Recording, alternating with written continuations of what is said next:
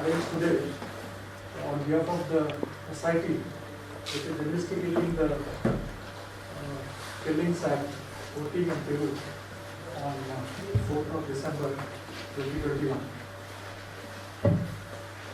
And we felt that it would be appropriate that this press conference is held and certain details are shared with the public at large. Since after the offence was committed on 4th, wherein it led to unfortunate death of 40 people, so Suomoto FIR was registered initially at Visit Police Station. Subsequently, on 5th of December, government constituted a special investigation team, which was headed by Shri Limasunep Jamir, IPS IGP range, as the Chief Investigating Officer. And in that order, Ms. Rupa, DIG CID, Manoj Kumar, SP Crime, and 2 more officers were included, with the option that as and when required, the SIT can co-opt more officers. In that order, the government had asked the SIT to complete its investigation within 1 month and submit its report. As a result of that SIT, the case initially which was registered in Visit Police Station was transferred to State Crime Police Station in Kohima, and a new FIR was registered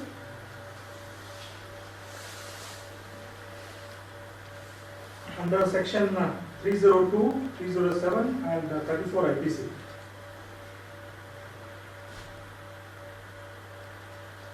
While conducting the investigation, as we went into the investigation, we co-opted more officers, and ultimately SIT was made up of 21 officers, which included IGP range as Chief IO, 1 DIG rank officer, almost 4 SP rank officers, 2 deputy commandants, and so on and so forth, including 4 officers from Konya community.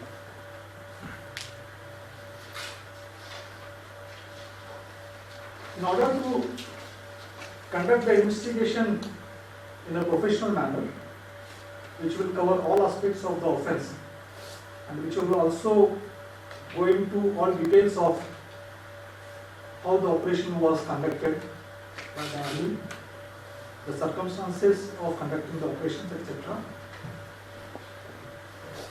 The SIT was further divided into 8 teams, out of which 4 teams were given the task of examination of witnesses, the injured victims at various places, be it at Mon, Dimapur, Dibrugarh, the other witnesses in the forms of doctors, the villagers, etc. One team was tasked with the responsibility of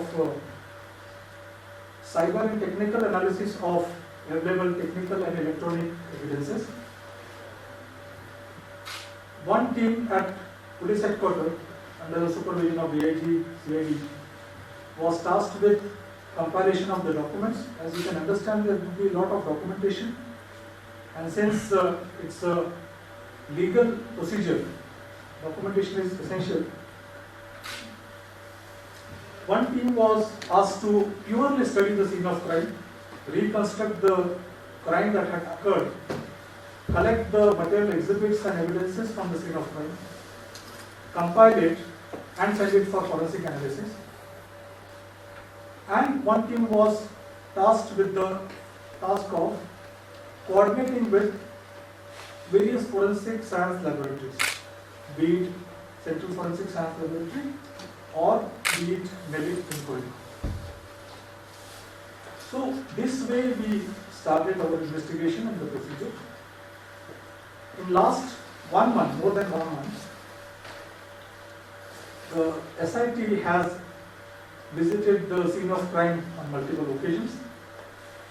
In fact, one team under one SP rank officer was tasked to stay there for almost more than 15-20 days and to examine and study the entire scene of crime from multiple angles, collect the evidences, reconstruct the events, simulate the various possibilities in which the crime would have taken place. We have collected a lot of material evidence in the form of empty ammunitions. We have collected some other exhibits from the scene of crime which were taken over by the SIT from the possessions of the villagers in Oting village.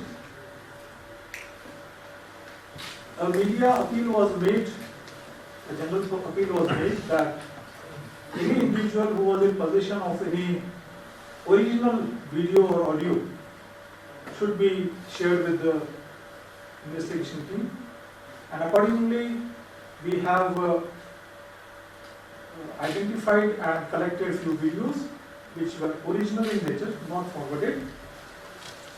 After following due legal procedure, those evidences are taken on record and currently under cyber forensic analysis. We had also requested a team of 4 senior forensic scientific analysts from Central Forensic Science Laboratory, Guwahati and Hyderabad to come visit the scene of crime, reconstruct the entire events, examine various possibilities, and accordingly a team of CFSL from Guwahati and Hyderabad visited the scene of crime on 21st of December. They were there for 2 days, and after completing their analysis, they have forwarded the exhibits, the soil samples, the blood samples, the ammunitions, etc. to the CFSL labs in Guwahati and Hyderabad, and we are awaiting the reports from them. Similarly, the videos which were collected, extracted from the original source, are under currently the cyber forensic analysis, and we are awaiting the results. In the process of investigation, the SIT has examined 85 plus civilian witnesses, which included the injured people at Mon, Dimapur and Vidruga, which also included various villagers, various officials from government, the drivers, etc.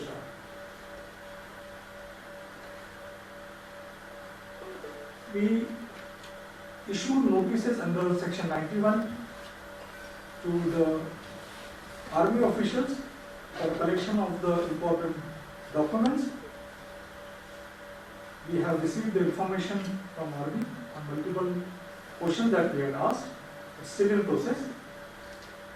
After collecting those documents and after collecting the names and details of the personnel who were part of the operations, we had issued summons under section 160 CRPC, and accordingly, till date we have examined 37 various officers and other ranks of Army and Assam Rifles. Those statements have been recorded and they are part of the record now.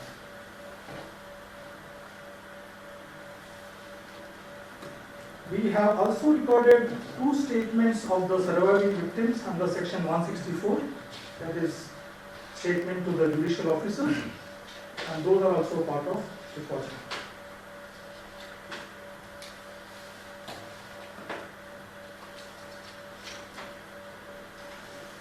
As of now, this is the progress of the investigation, that I can say that by and large the field investigation in the form of recording of the statements of the witnesses, victims, etc. are over.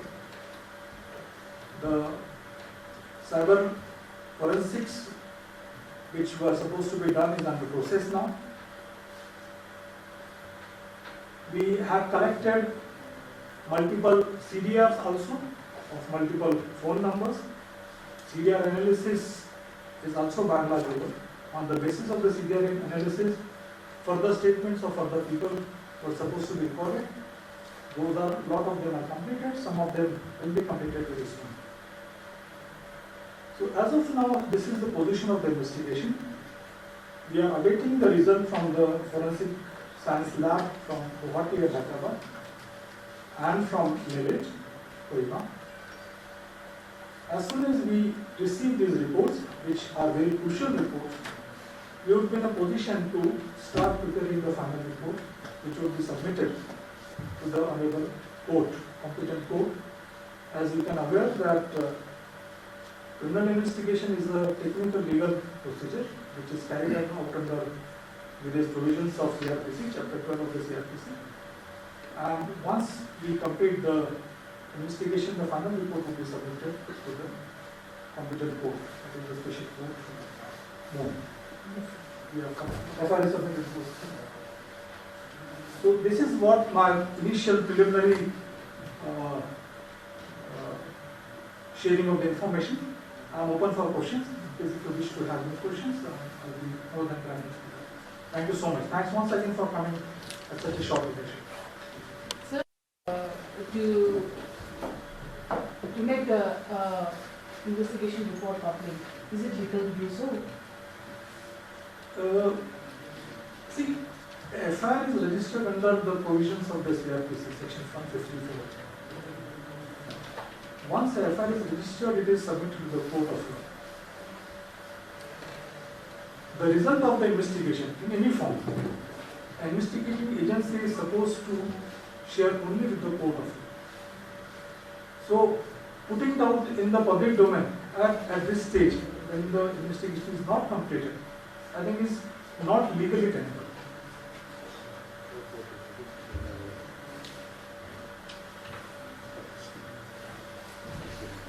So how many days are you expecting for the forensic reports to be out, and like since the time frame was only for 130 days and that has been lapsed, so just approximately how long will it take?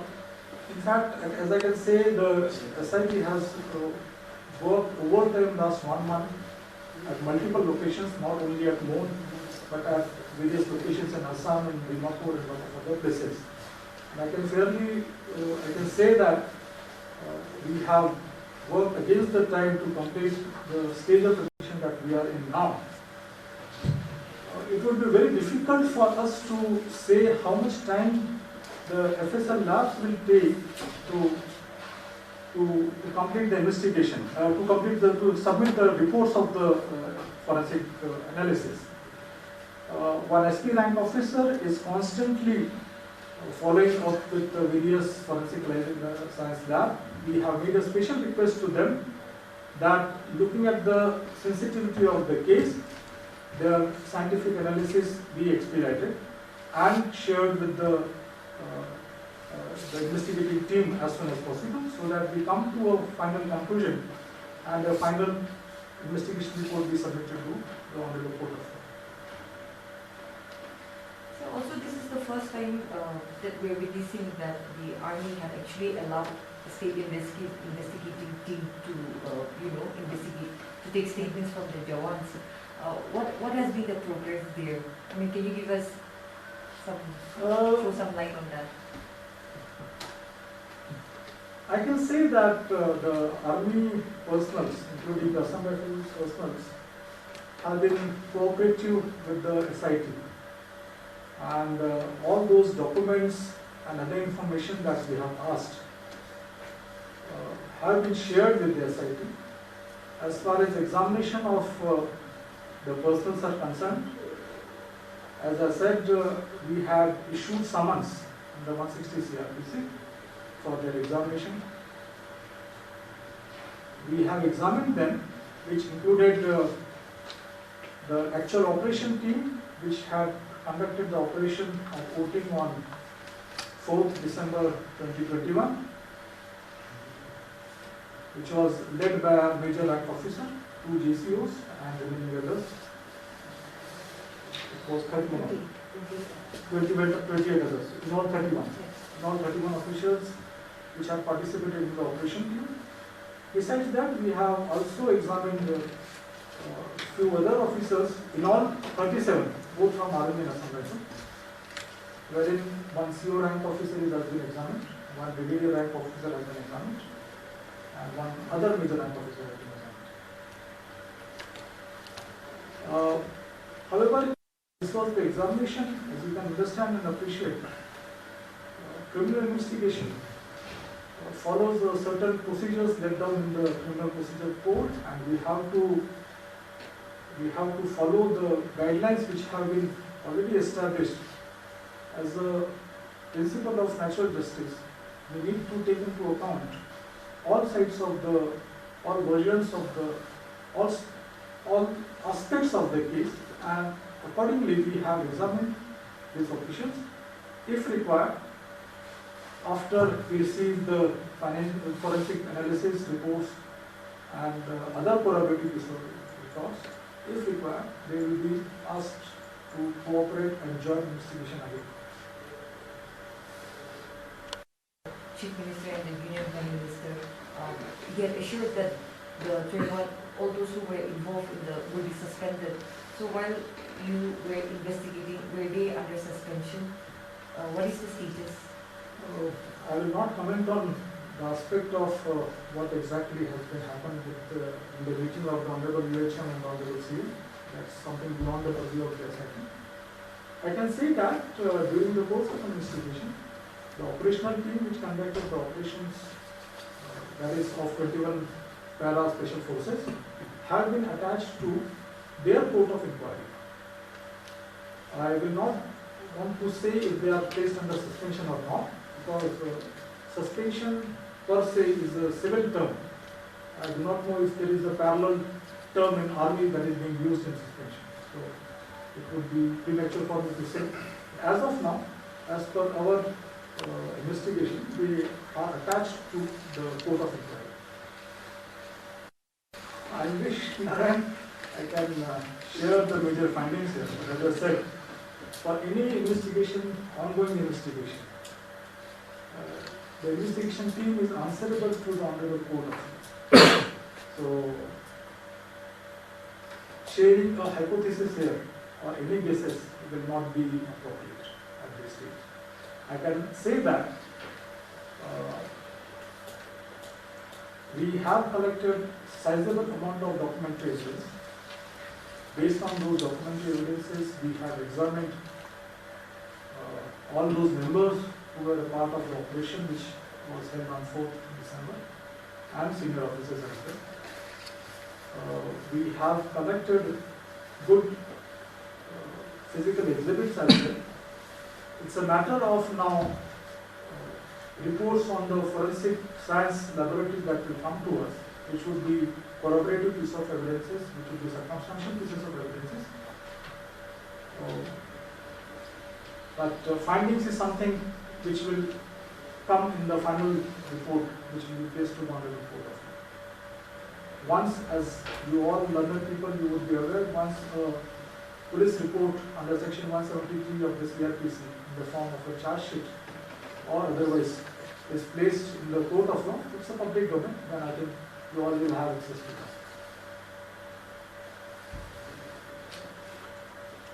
that. Primarily so. But as I can say, see, investigation cannot be said as black and white. Like we receive the forensic science and if some new aspects come out of it, and if it requires further examination of some other people, then we would be required, because then it could be a very incomplete report. That, as per the evidentiary value, the primary evidence would always be a statement given by an individual.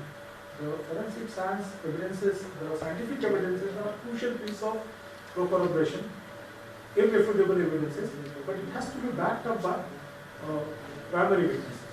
So, primarily I agree with you that we are waiting for the outcome of this forensic analysis. Once we receive that, if required, we will be examining or interrogating some more people as a matter. Sir, when did the actual investigation on the field happen? Sorry? The actual investigation on the field, when did it happen?